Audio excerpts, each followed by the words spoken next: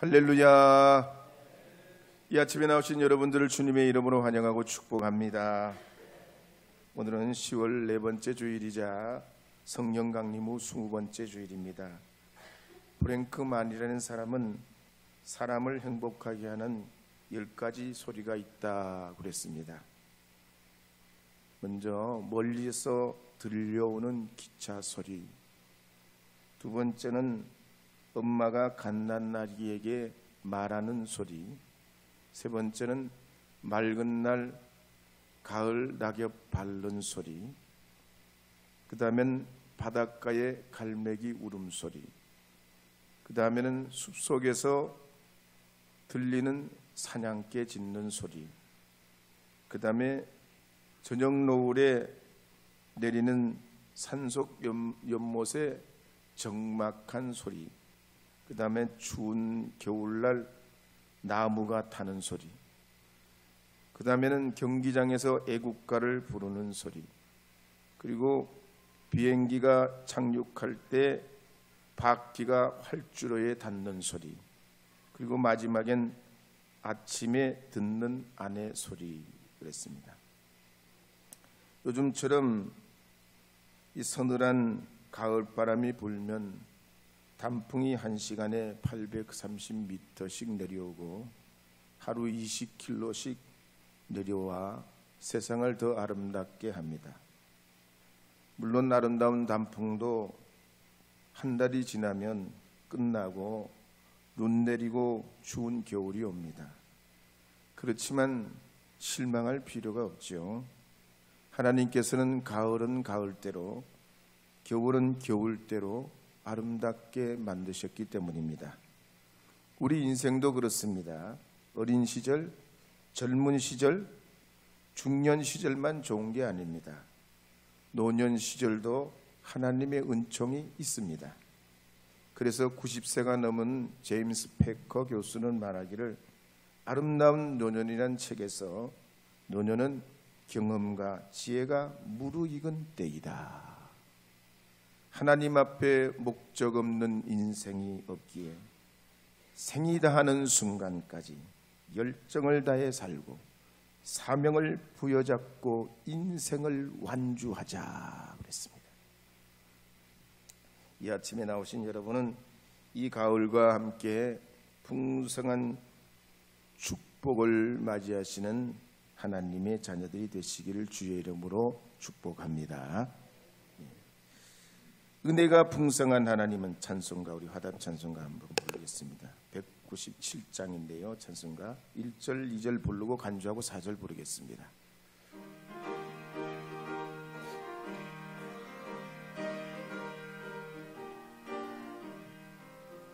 은혜가 풍성한 하나님은 믿는 자 한 사람 한 사람, 어제도 오늘도 언제든지 변찮고 보호해 주시네. 주여 성령의 은사들을 오늘도 내려 주소서. 성령의 뜨거운 불길로서 오늘도 충만케 하소서. 정욕과 제약에 물든 맘을 성령의 불길로 태우사 정결케 하소서. 태우소서. 깨끗게 하여 주옵소서. 주여 성령의 은사들을 오늘도 내려 주소서. 성령의 뜨거운 불길로서 오늘도 충만케 하소서.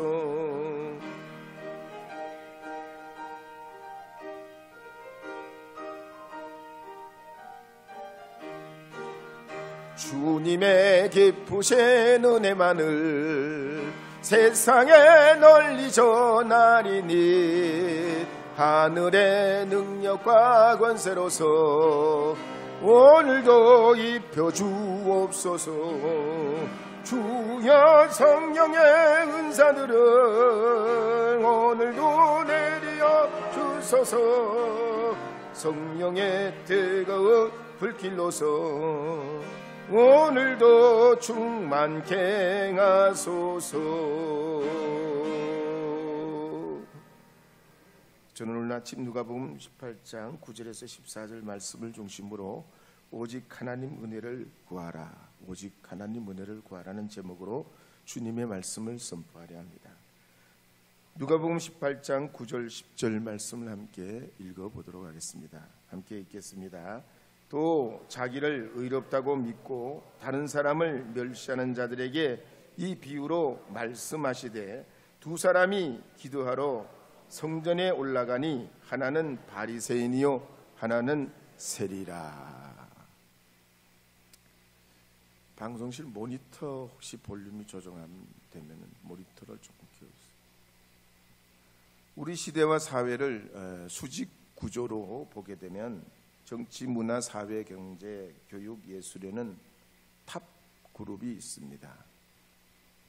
아래는 넓고 평평하지만 위로 올라갈수록 점점 좁아지고 치열한 피라미드 구조로 되어 있습니다. 그래서 내가 살려면 남을 이겨야 최소 1%에는 못 들어가도 4%에 들어가려면 치열하고 목숨 던져 살아도 될까 말까 하죠. 오늘 본문에 나온 이 바리새인이 그렇게 살았습니다. 바리새인들은 대다수가 서민 출신입니다.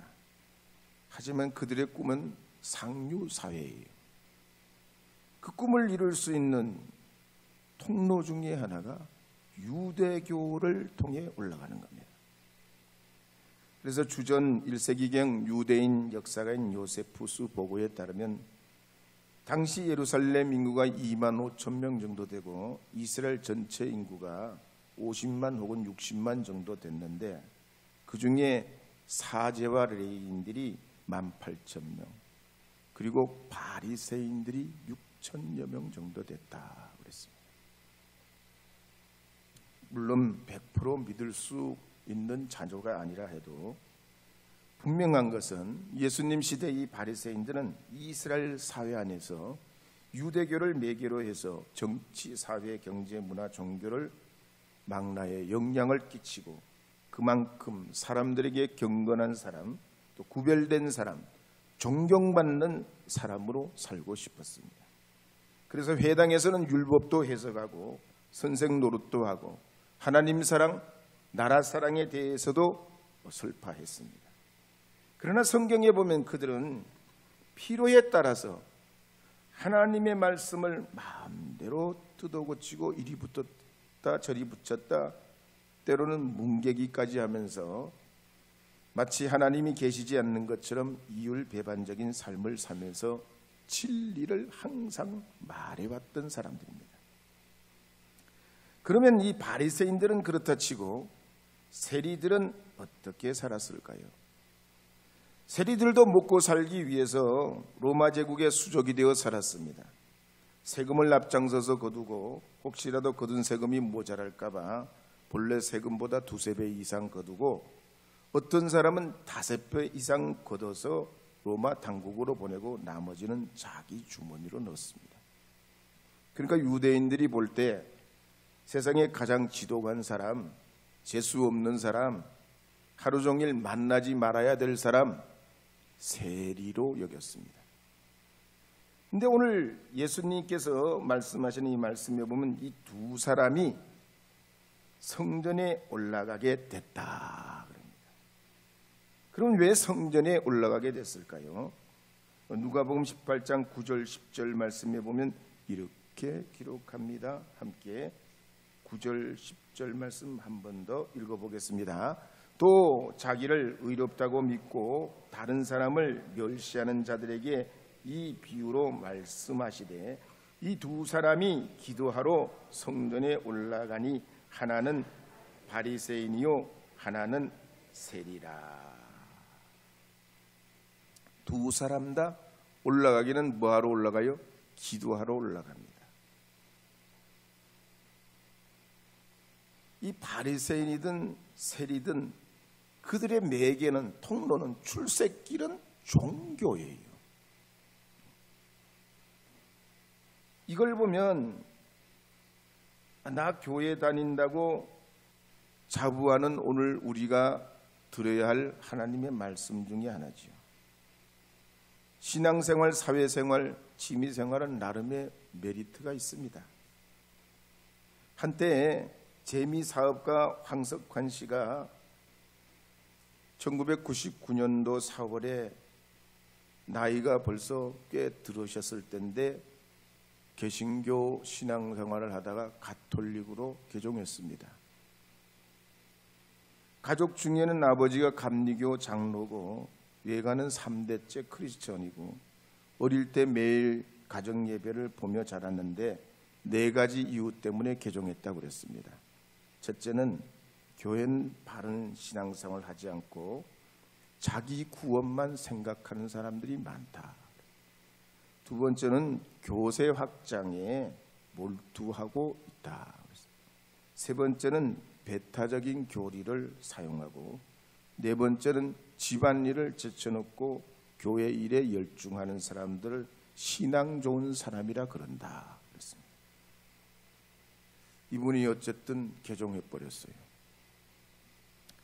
최근에 인터넷 신문에 봤더니 2가지 기사가 제 눈에 들어왔습니다. 첫째 한 가지는 정태인 씨라는 분인데 이분이 진보 경제학자고 노무현 정부 때 한미 FTA 협정을 반대했던 분입니다. 우리나라와 민족을 위해 나름 옳은 것이 무언가 추구하고 사시다가 62세의 나이로 세상을 뜨게 됐다는 겁니다. 훌륭한 분이고 평생 자기가 원하는 추구하는 바를 위해 살았던 분인데 안타깝습니다.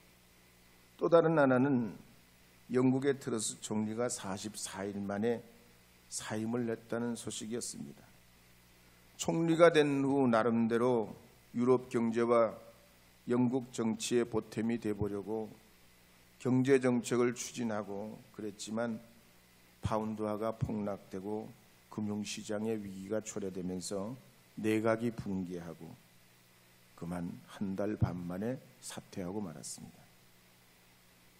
사람은 누구나 잘하고 싶습니다. 인정받고 싶고 최선을 다하고 싶고 그래서 노력과 수고를 아끼지 않으려고 합니다. 여당도 야당도 대기업도 중소기업도 생산자도 소비자도 가정의 남편도 아내도 자녀도 기성세대도 다음 세대도 모두가 잘해보려고 애쓰고 힘씁니다. 오늘 이 본문에 나오는 예수님 시대의 바리새인과 세리도 그렇습니다. 자기 나름대로는 맡겨진 일에 최선을 다하고 노력하려고 힘쓰고 애씁니다. 그렇다면 잘 살아보려고 하는 우리에게 오늘 이 본문 말씀은 또 예수님은 무엇을 우리에게 교훈하려고 하시는 걸까요? 누가복음 18장 14절에 보면 이렇게 결론을 내리시는 말씀이 나옵니다. 누가복음 18장 14절 함께 읽어보겠습니다.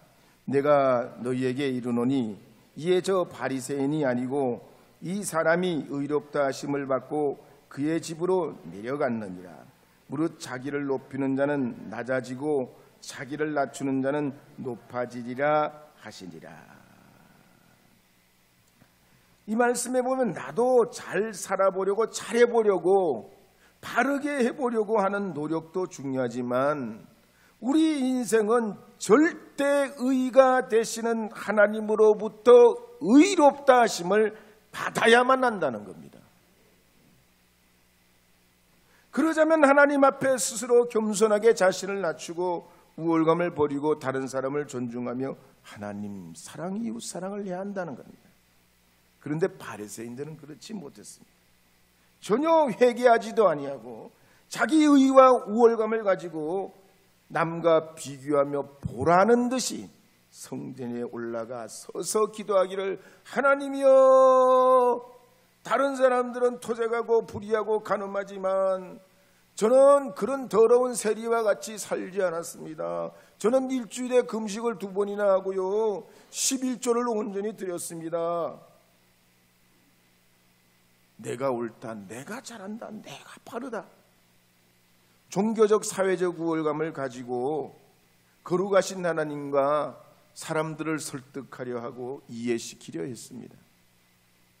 그래서 마태복음 23장 13절에 보면 이렇게 기록하는 말씀이 나옵니다. 마태복음 23장 13절 함께 읽겠습니다. 화 있을진저 외식하는 서기관들과 바리새인들이여, 너희는 천국 문을 사람들 앞에서 닫고 너희도 들어가지 않고 들어가려 하는 자도 들어가지 못하게 하는도다. 누가복음 11장 42절에서 44절 말씀에도 보면 이렇게 나옵니다. 함께 읽겠습니다. 화 있을진저 너 바리새인이여, 너희가 박하와 운양과 모든 채소의 11조는 들이되 공의와 하나님께 대한 사랑은 버리는도다. 그러나 이것도 행하고 저것도 버리지 말아야 할지니라. 회당의 높은 자리와 시장에서 문안받는 것을 기뻐하는도다. 화 있을진저 너희여, 너희는 평토정한 무덤 같아서 그 위를 밟는 사람이 알지 못하느니라.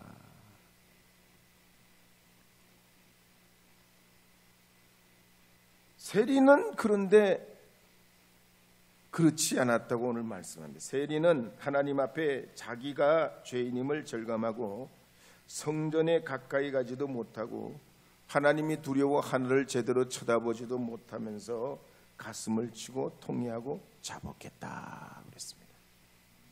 조영기 목사님 일대기에 보면은 청년 시절에 부산 대신동의 어떤 교회를 다니게 됐을 때 그 교회에 북한에서 피난 나온 어떤 할머니가 중학교 교사였던 딸과 함께 교회를 나왔다고 합니다. 근데 이 딸은 남자에게 배신을 당해가지고 그 상처 때문에 정신병에 걸려가지고 맨날 싱글벙글 웃으면서 그렇게 실성한 사람처럼 있는데, 이 할머니가 딸과 교회를 나오면 손수건이 다 젖도록 맨날 울며 하나님 앞에 그렇게 기도하고 그랬다는 겁니다. 그래서 하루는 할머니께 여쭤봤답니다. 할머니 왜 그렇게 우세요? 나는 죄가 많어. 회개하면 할수록 예수님의 십자가의 그 은혜 앞에 너무 부끄러워. 그래서 하루도 눈물을 흘리지 않을 수 없네.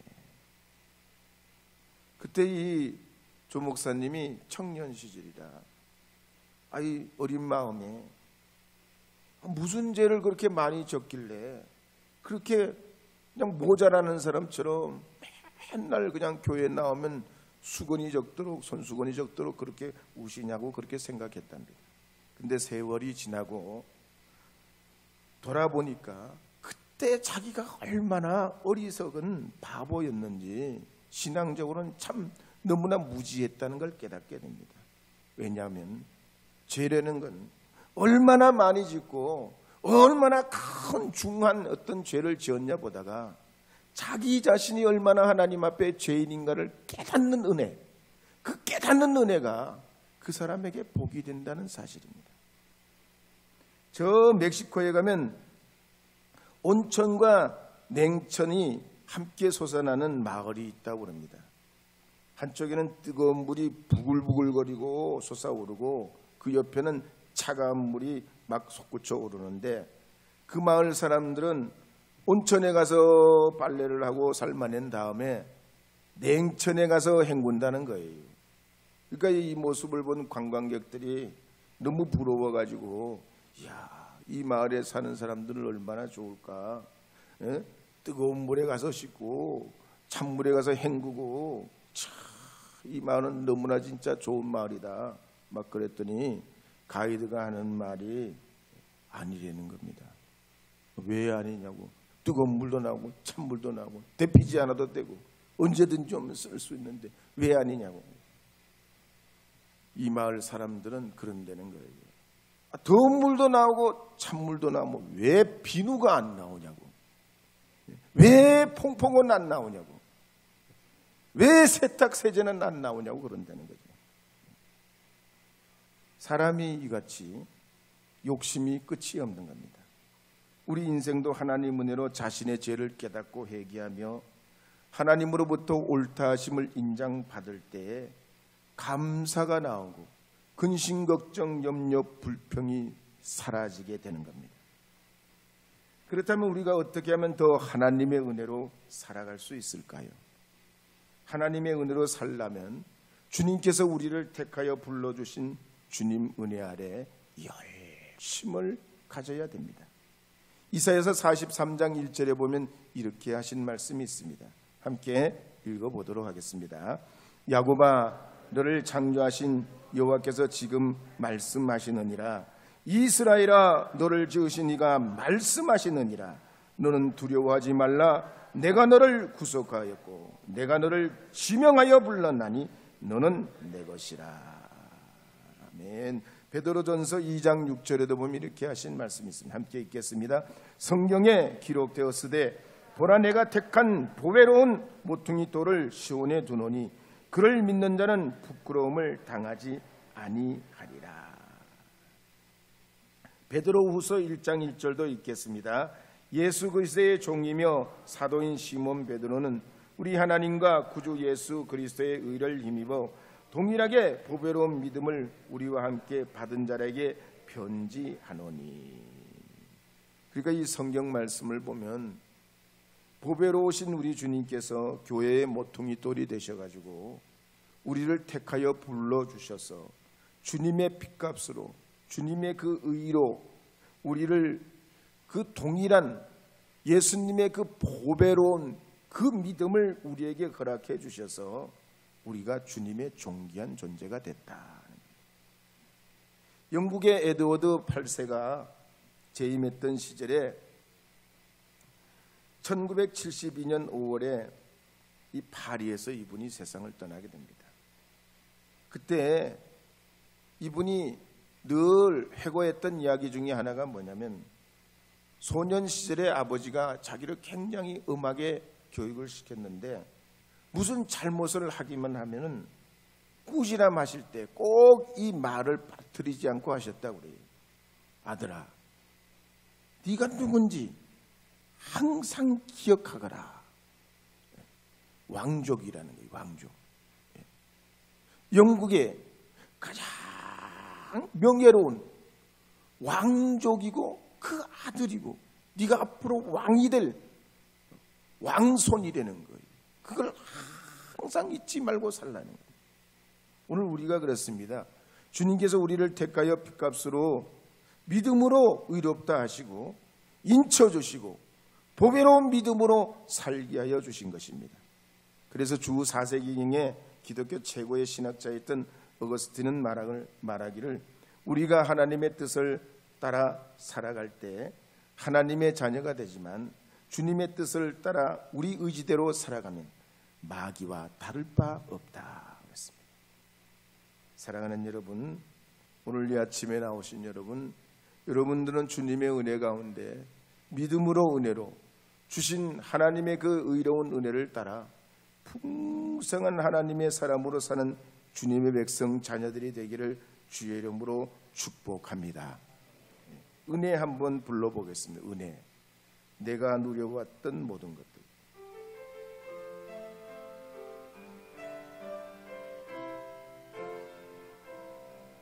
내가 누려왔던 모든 것들이, 내가 지나왔던 모든 시간이, 내가 걸어왔던 모든 순간이 당연한 것 아니라 은혜였소. 아침 해가 뜨고 저녁의 노을, 봄의 꽃향기와 가을의 열매, 변하는 계절의 모든 순간이 당연한 것이 은혜여서 모든 것이 은혜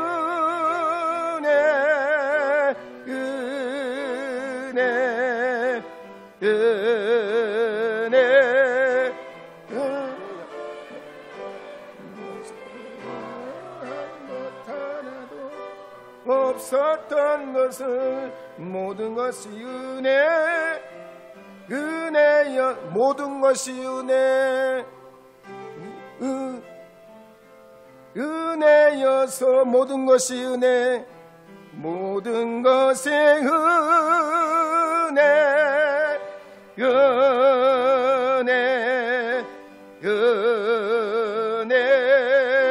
한없는 은혜 하나도 없었던 것을 모든 것이 은혜였소. 영국의 리더였던 존 스토트 목사님은 제자도라는 책에서 우리가 그렇게 하나님의 의를 통해 영적인 왕의 자녀로 살아가는 사람들이 되면 예수 그리스도를 닮아가려 해야 한다고 했습니다. 성육신 하시고 하나님과 동등됨을 취하려 하시지 아니하신 종의 형체를 가지신 예수님, 자기를 낮추시고 죽기까지 복종하신 예수님을 닮아가야 한다고 했습니다. 성령께서 내 안에 거하시고 또 주님께서 우리 안에 함께 하시어 주님을 사랑하고 순종하는 믿음의 성숙한 관계를 이루어가야 된다고 그랬습니다. 그러자면 단순한 삶 말이죠. 여러 가지 복잡하지 않고 심플 라이프 말이죠. 만물을 창조하신 이 우주의 하나님 앞에 자신을 겸손히 하고 청지기의 삶을 살고 선한 사역을 도모하고 약한 자를 돕고 가난한 자들과 함께 유익을 나누는 하나님의 사람으로 살아가야 한다 그랬습니다. 오늘 우리가 누구입니까? 하나님이 지으신 보배로운 존재인 줄 믿습니다. 세계적인 축구 선수들을 보면 몸값이 보통이 아니죠. 생제르맹의 네이마르가 3,100억입니다. 3,100억. 맨시티의 홀란드는 요즘 진짜 골을 잘 넣어가지고 1조 원 호가를 부를 정도로 인기가 올라갑니다. 레알 마드리드의 아자르는 반대로 골 못 넣어가지고 몸값이 확 떨어지고 있는 중인데요. 우리나라의 손흥민 선수는 그래도 1,074억짜리요. 1,000억이 넘는 몸값이요. 야구도 그렇습니다. 미국의 다저스 커쇼가 연봉이 450달러입니다. 450억입니다. 샌디에고의 매니 마차도가 465억이에요. 그런데 이들만 대단한 게 아니죠. 우리 주님께서는 주님의 핏값으로 우리를 사셨어요. 목숨 버려 사셨단 말이에요. 여기에 말이죠, 수많은 스포츠 스타들, 유명한 연예인들이 목숨 버려 대신 산 사람이 어디 있습니까? 오늘 우리가 주님 택하여 불러주신 하나님의 자녀들은 주님의 그 거룩한 보혈의 은혜로 우리를 핏값으로 사신 하나님의 자녀인 줄 믿고 믿음의 은혜로 살아가는 여러분 되시기를 축복합니다. 그러자면 그릇된 열심, 이 바리새인과 같이 그릇된 열심, 잘못된 패턴들을 멀리해야 됩니다. 루터가 살던 중세시대에는 귀족들이 많은 돈을 수도원에 갖다 바쳤습니다. 그래야 자기 죄와 먼저 죽은 사람들이 좋은 곳으로 간다고 여겼기 때문입니다. 그러다 보니까 이 수도원의 재산이 막대해지고 잉글랜드 같은 경우에는 전국토의 3분의 1이 수도원 땅이 되기도 합니다. 역대 교황들은 그 힘으로 말이죠, 황제들과 힘을 겨루고 호화스러운 저택에 살면서 별의별 일들을 하고 파워게임을 합니다. 그리고 1232년에 이단을 처형한다고 종교재판사를 세우고 이른바 마녀사냥을 벌여가지고 정치적인 적대자들을 이단으로 몰아서 화형을 시킵니다. 그런데 바로 그때 로마교회 신부고 옥스포드 대학의 철학자고 신학자였던 존 위클리프가 세 가지 문제를 제기하지요.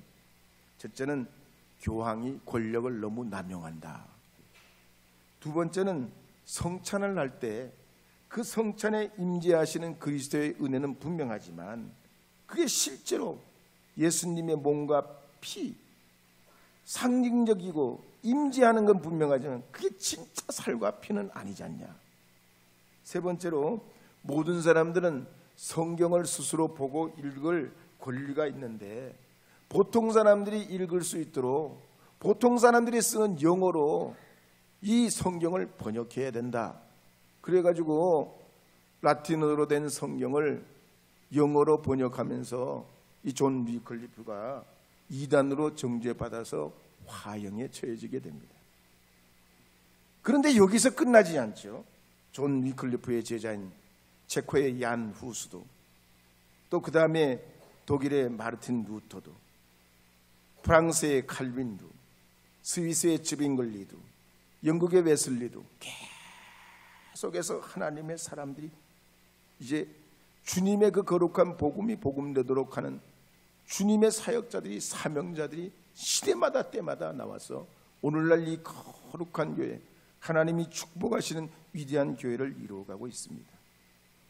그러므로 우리가 하나님 앞에 믿음의 삶을 살아갈 때 때로는 우리가 시간을 정해놓고 기도하고 성경을 보겠다, 경건 생활을 하겠다고 그러지만 새로운 넷플릭스의 드라마가 나오면 잠깐 본다고 하다가 그냥 시간을 냅다 보내고, 또 스마트폰에 쇼핑 중독에, 게임 중독에, 뭐 이런 미디어에 우리 시간을 빼앗기고 생활을 방치하게 되거나 우리 생활에 불규칙한 이런 생활로 경건과 믿음을 잃어버리는 경우가 있습니다. 이번 가을을 통해서 우리가 이런 모든 것들을 믿음 가운데 정리하고 보다 더 의미 있고 하나님이 쓰시고 주님이 복을 내려주시는 주님의 자녀들이 되어야 될 줄로 믿습니다. 하나님 앞에 우리의 진리로 오신 그리스도 예수의 은혜를 통해서 주 앞에 살아가는 하나님의 사람으로서 하나님, 우리의 불의하고 나쁜 모든 습관들을 끊어버리고 이 가을에 풍성한 은혜로 살기를 원합니다. 열매 맺기를 원합니다. 주님 중심으로 살기를 원합니다. 말씀으로 돌아오기를 원합니다. 하나님, 주님의 사람으로 온전히 우리를 세워 주시옵소서. 그런 믿음으로 주님 앞에 결단하며 이 한 주간도 주의 은혜로 살아가시는 믿음의 사람들 다 되시기를 주의 이름으로 권면드립니다.